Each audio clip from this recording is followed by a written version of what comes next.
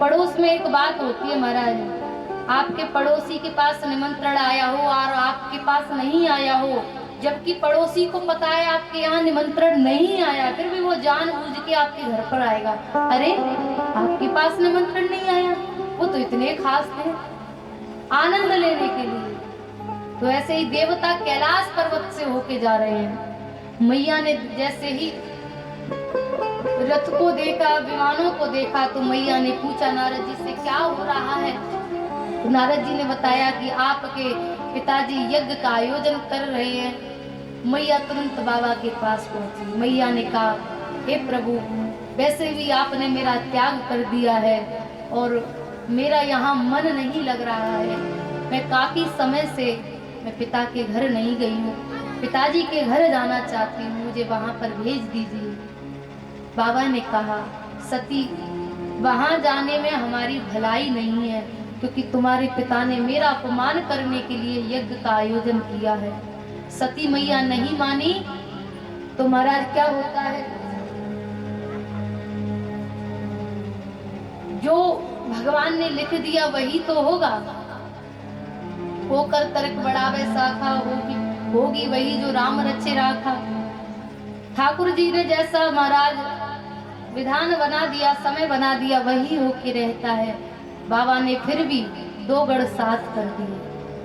और आजकल समाज में अगर झगड़ा हो जाए पति पत्नी में, तो पति लोग कहते हैं हाँ अपने मायके चली जाओ, हमें कोई मतलब नहीं है, साथ तक नहीं जाते। लेकिन बाबा ने देखो, बाबा क्या कह रहे हैं, त्याग करना है तो बाबा की तरह त्याग करना सीखो।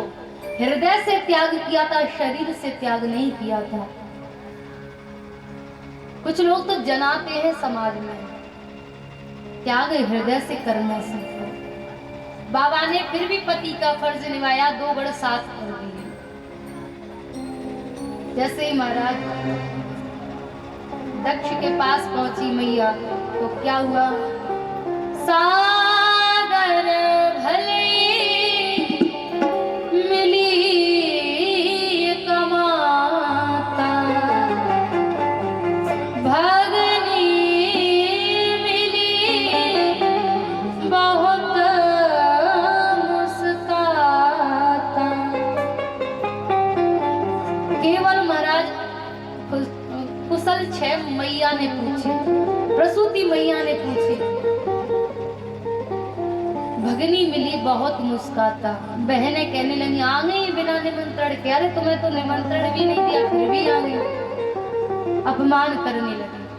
अब होता क्या है, यज्ञ जैसे ही होने लगा तो देखा मैया ने सबका स्थान है, बाबा का स्थान नहीं है। बीच सभा में जाके दक्ष को महाराज चुनौती दी, है दक्ष, तुमने मेरे स्वामी का अपमान करने के लिए ये यज्ञ का आयोजन किया है, मैं शाप देती हूँ ये यज्ञ पूरा नहीं होगा। याद रखना महाराज, जो यज्ञ किसी का अपमान हेतु रखा जाता है वो कभी पूरा नहीं होता है।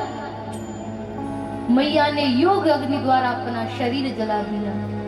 बाबा को पता पड़ा, एक गढ़ प्रकट किया वीरभद्र नाम का, वो गया, उसने सारा यज्ञ विध्वंस कर दिया। बाबा ने मैया के शरीर को पकड़ा, रोते रोते लेके जा रहे हैं। विष्णु भगवान ने अपने सुदर्शन चक्र से उनके शरीर के महाराज टुकड़े किए। जहां जहां भी मैया के अंग गिरे महाराज, वहां वहां पर शक्ति पीठ बन गए। श्री सुखदेव जी कहते हैं, अगले जन्म में मैया सती राजा हिमाचल के यहाँ जन्म लेती हैं। बचपन से ही जब उन्होंने अपने तन का त्याग किया था तो ये वचन लिया था, भगवान से ये प्रार्थना की थी कि जब भी मेरा जन्म हो तब मैं शिव की पत्नी बनूं। तो शिव भगवान को वो बचपन से ही चाह रही हैं। एक बार नारद जी आए, नारद जी ने महाराज उनके लक्षण कहे तो हिमाचल राज से कहा कि तुम्हारी बेटी सर्वगुण संपन्न है, बस एक ही कमी है कि इसका पति बावला होगा, दिगंबर वेशधारी होगा। अगर इस अवगुण को दूर करना चाहते हो तो अपनी बेटी को कहो कि वो तपस्या करे बाबा भोलेनाथ की, क्योंकि बाबा भोलेनाथ ही इसके संकट को दूर कर सकते हैं। क्योंकि देखिए सब देवता मिलाने में लगे हुए हैं। उसी समय क्या हुआ था कि तारकासुर नाम का एक दैत्य महाराज प्रकट हो गया था, जिसने सारी पृथ्वी को पीड़ित कर रखा था।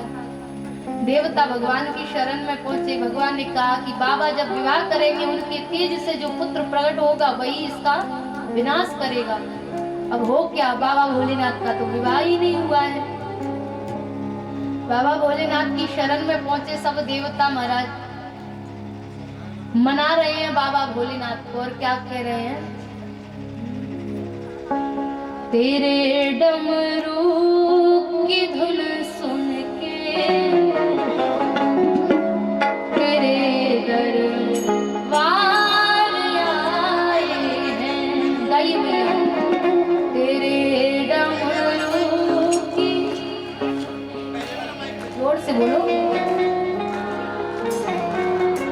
अब आप शांत रहेंगे, अब ये वाले बोलेंगे, तेरे डमरू की धुन सुन के तेरे दरबार आए हैं, तेरे,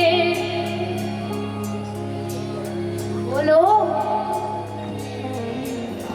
पीछे वाले बाबा जी तो मौन साध हो गए।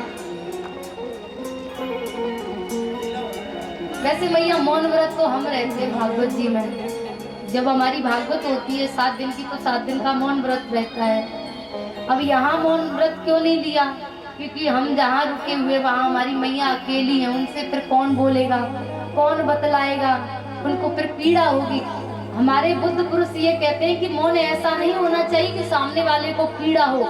मौन हंसता और खेलता हुआ होना चाहिए, प्रसन्नता रूपी मौन होना चाहिए।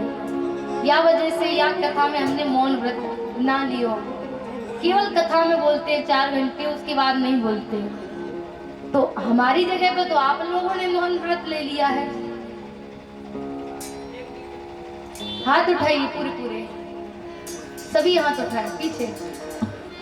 तेरे डमरू